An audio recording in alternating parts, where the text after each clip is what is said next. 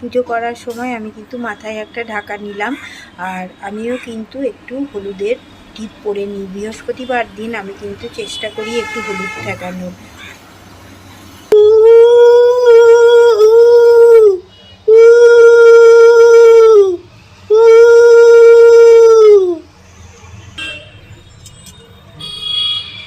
এক একজনের পুজো করার স্টাইল এক এক রকম। আমি যেভাবে বৃহস্পতিবারের পুজো করি, আমাদের লক্ষ্মী জনার্দন, আমাদের গৃহদেবতা, প্রথমেই আমি যেটা করি, গঙ্গা জল দিয়ে ভালো করে বৃহস্পতিবার দিন সব কিছু মুছে নিই, ভালো করে পরিষ্কার করে ড্রয়ারগুলো সব কিছু ভালো করে নামিয়ে ভালো করে মুছে নিয়ে আবার তাকে ভালো করে সাজিয়ে নিই। আমার অনেকক্ষণ লাগে পুজো করতে।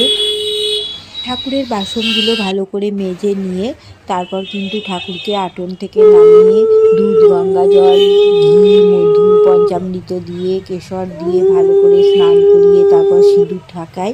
তো সিঁদুর ঠেকিয়ে নিয়ে সব ঠাকুরকে একটু করে সিঁদুর ঠেকিয়ে দিই, কড়ি দিয়ে ভালো করে সাজিয়ে নিয়ে তারপর ধানের ছড়া, সিঁদুরের গাছ কৌটো সব কিছু কিন্তু ভালো করে মুছে টুছে পরিষ্কার করে ঠাকুরের চারপাশে সাজিয়ে দিয়ে তারপর ঘটের মধ্যে 1 টাকার কয়েন, অল্প একটু আতপ চাল এগুলো দিয়ে ওপরে একটা কড়ি রেখে দিয়ে এইভাবে ঘরটা স্থাপন করি।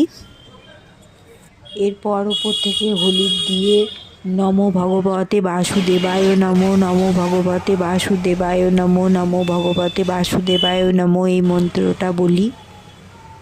মা লক্ষ্মীকে তুলসী পাতা দিতে হয় না, এর জন্য কিন্তু একটা তুলসী পাতা তুলে নিয়ে এলাম, নারায়ণের উদ্দেশ্য করে নারায়ণকে একটা তুলসী পাতা দিলাম। এরপর কিন্তু আরও কাজ করি, সেগুলোই তোমাদের সাথে শেয়ার করব।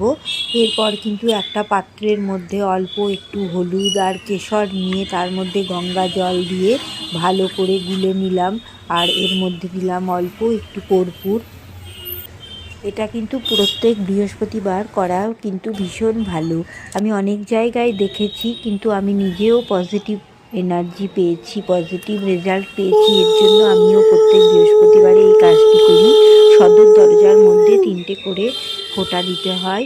যেখান দিয়ে আমরা তালা চাবি দিয়ে খুলি, যে দরজা আমাদের মেন গেট যেটা, সেটার মধ্যে 3টে ফোঁটা দিতে হয়। আর পেছন দিকের যে দরজাটা সেটাতেও দিতে হয়, আর সামনের যে সদর দরজা সেটার মধ্যেও দিতে হয়। আর চৌকাঠের মধ্যে কিন্তু নমো ভগবতে বাসুদেবায় নমো এই মন্ত্রটা বলে এইটা কিন্তু লাগাতে হয়। তারপর কিন্তু মা লক্ষ্মীর খুব